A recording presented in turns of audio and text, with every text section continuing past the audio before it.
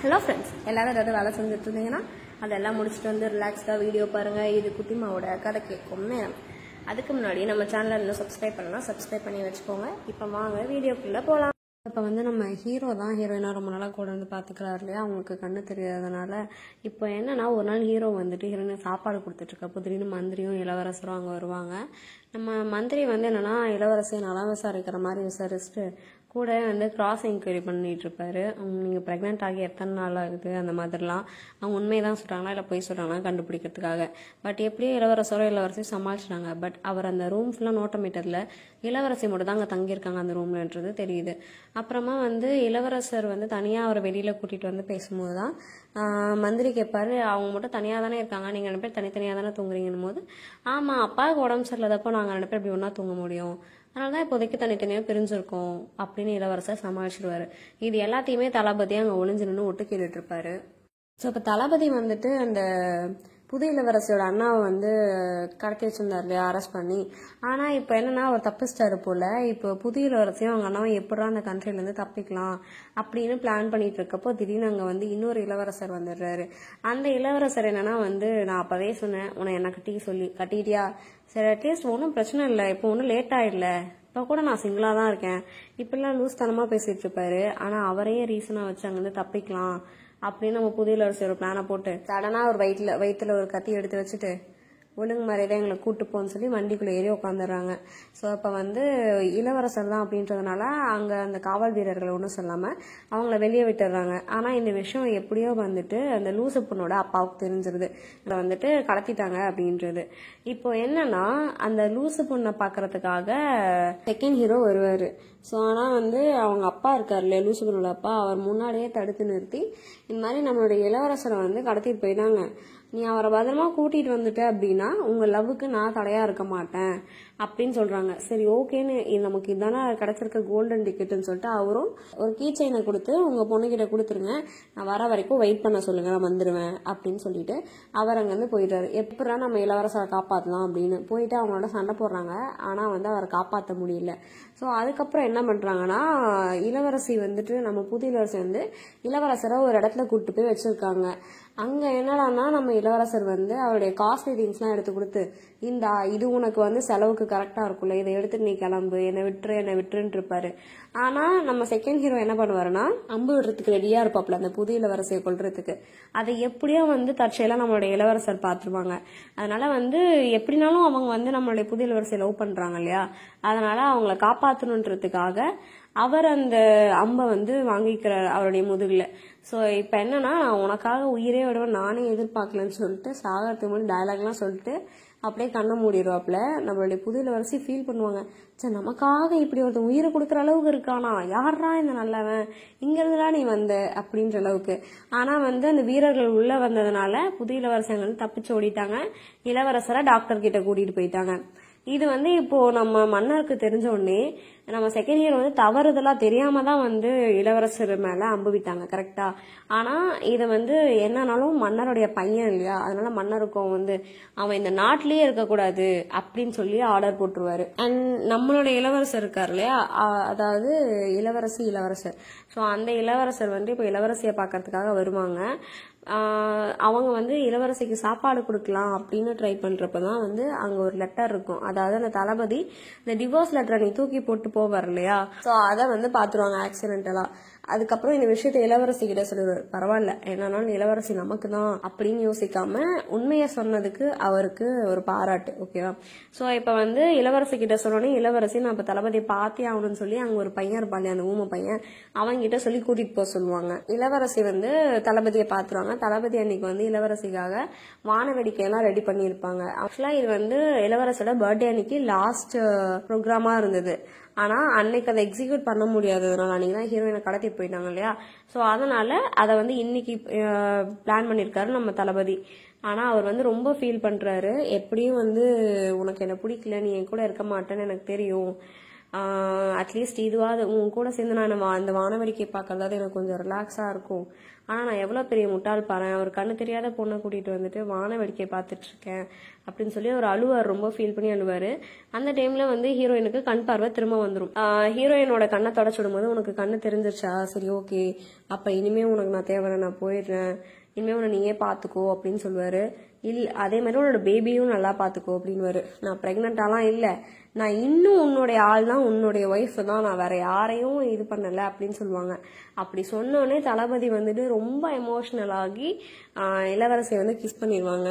அதுக்கப்புறமா வந்துட்டு இளவரசியும் இளவரசனும் வந்து மாறி மாறி நீ தான் என் உயிர், நீ தான் என் லைஃப் அப்படிலாம் டயலாக் பேசிட்டு திரும்ப இளவரசி கிஸ் பண்ணுவாங்க. இதெல்லாம் என்னன்னா நம்மளுடைய இளவரசர், அவருடைய அசிஸ்டன்ட்டு, அப்புறம் வந்து தளபதியோட அசிஸ்டன்ட்டு, இவங்க எல்லாரும் வேடிக்கை பார்த்துட்டு இருப்பாங்க.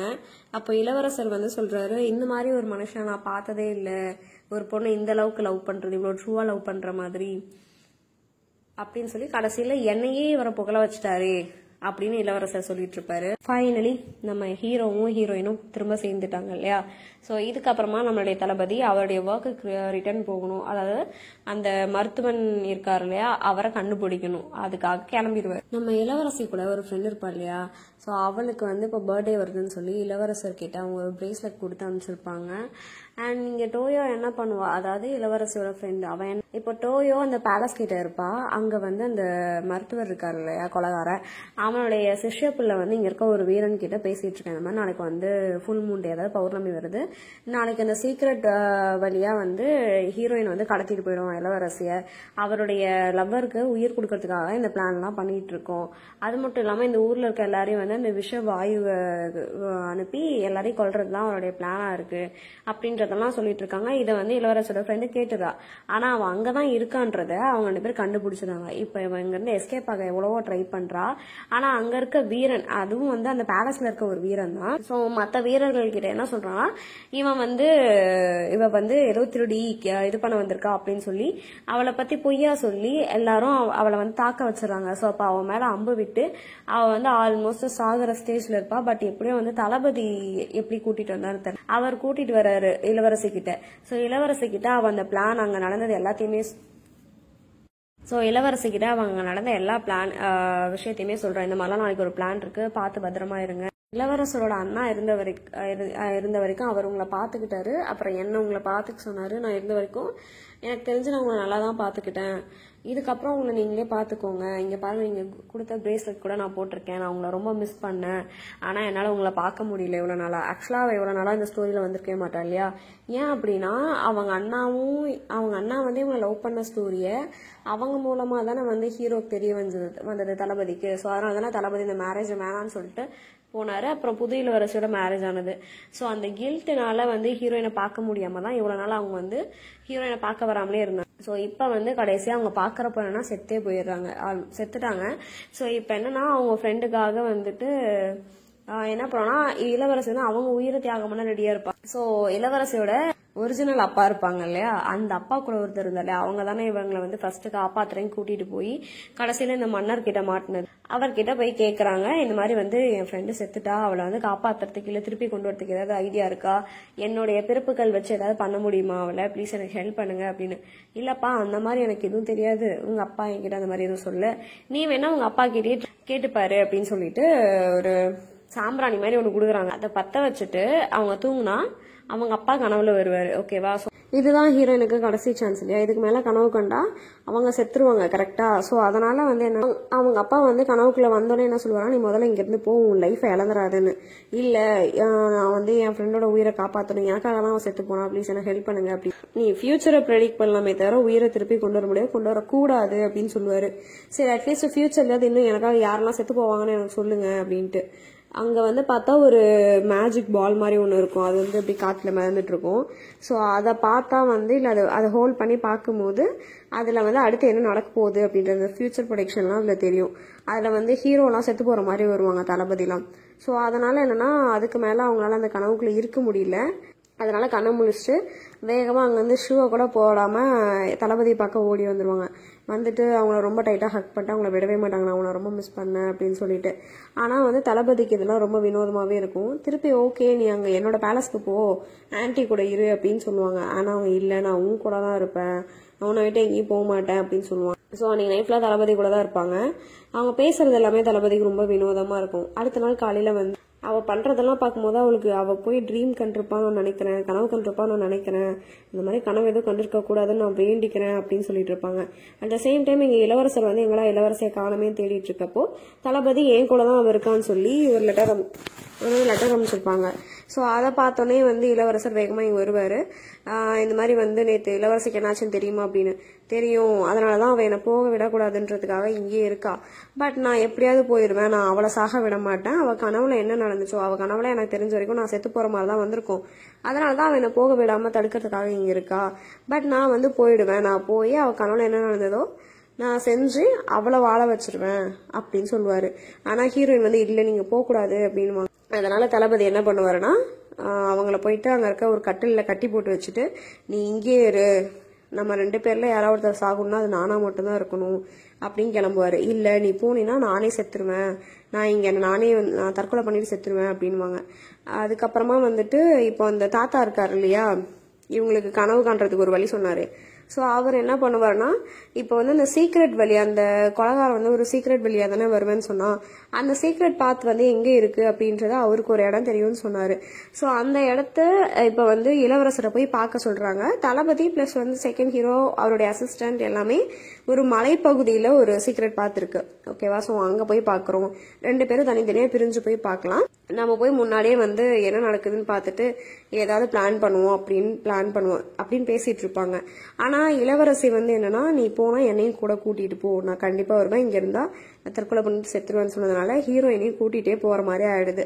இப்ப அதே மாதிரி வந்து இந்த லூசு பொண்ணு இருப்பா இல்லையா, அவளும் வந்து வீட்டுல சும்மாவே இருக்க முடியாது அவளால. ஸோ எப்படியாவது வந்து செகண்ட் ஹீரோ கூட இருக்கணும், அவருக்கு சப்போர்ட் பண்ணணும் அப்படின்றதுனால அவளும் வீட்டுல இருந்து ஓடி வந்துருவா. ஸோ இப்போ வந்து என்னன்னா அந்த தளபதி போறாங்க இல்லையா தளபதியோட டீமு, அந்த பிளேஸ்ல தான் அந்த கொலகாரம் இருப்பான். பயங்கரமா சண்டை போகுது. பட் என்னன்னா எப்படியோ தளபதியை வந்து அட்டாக் பண்ணிடுறான். அவர் ஆல்மோஸ்ட் சாகிற ஸ்டேஜுக்கு போயிடுறாரு. இளவரசி ரொம்ப ஃபீல் பண்றாங்க. ஆனா அப்பதான் அந்த கொலகாரம் சொல்றான் ஒரு பிளாஷ்பேக், அதாவது வந்து அவங்க அண்ணா எப்படி செத்தாங்க, தளபதியோட அண்ணா எப்படி செத்தாரு அப்படின்ட்டு. நான் கூட அன்னைக்கு சொன்னேன் இல்லையா, இளவரசியை காப்பாத்திட்டாங்க, அப்புறம் எதுக்கு திரும்ப அவர் அந்த நெருப்புக்குள்ள போறாருன்னு எனக்கு தெரியல, இது என்ன லாஜிக்னே எனக்கு புரியலன்னு சொல்லியிருந்தேன் இல்லையா. ஆக்சுவலா உள்ள என்ன நடந்திருக்கும்னா இளவரசியை தாக்குறதுக்காக அந்த கொலகாரனுடைய ஆட்கள் வந்திருப்பாங்க. அப்ப என்ன ஆகும்னா அவங்க கூடலாம் சண்டை போட்டு தான் அவர் வந்து இளவரசியை காப்பாற்றி கூட்டிகிட்டு வந்திருப்பாங்க. அட் த சேம் டைம் உள்ளே வந்து அவங்க யாரு அப்படின்றத கண்டுபிடிக்கிறதுக்காக உள்ளே போவாங்க. ப்ளஸ் அவனுங்க அங்கேருந்து தப்பிச்சு வந்து இளவரசியை அட்டாக் பண்ணிடக்கூடாதுன்றதுக்காக உள்ளே போவார். அப்போ தான் இந்த கொலகாரனா அவர் பார்ப்பாரு. ஆனால் நீதானா அப்படின்னு சொல்லிட்டு அவர் ஷாக் ஆவார். அதுக்குள்ளார இவன் வந்து என்னன்னா தளபதியோட அண்ணாவை கொலை பண்ணிடுவாங்க. இதெல்லாம் தெரிஞ்சோடனே தளபதிக்கு இன்னும் ரொம்ப கோவம் வருது. பட் அவரால் ஒன்றுமே பண்ண முடியல. ஏன்னா அவன் அட்டாக் பண்ணிட்டான், அவருக்கு வெறும் ரத்தமாக வாயில வருது.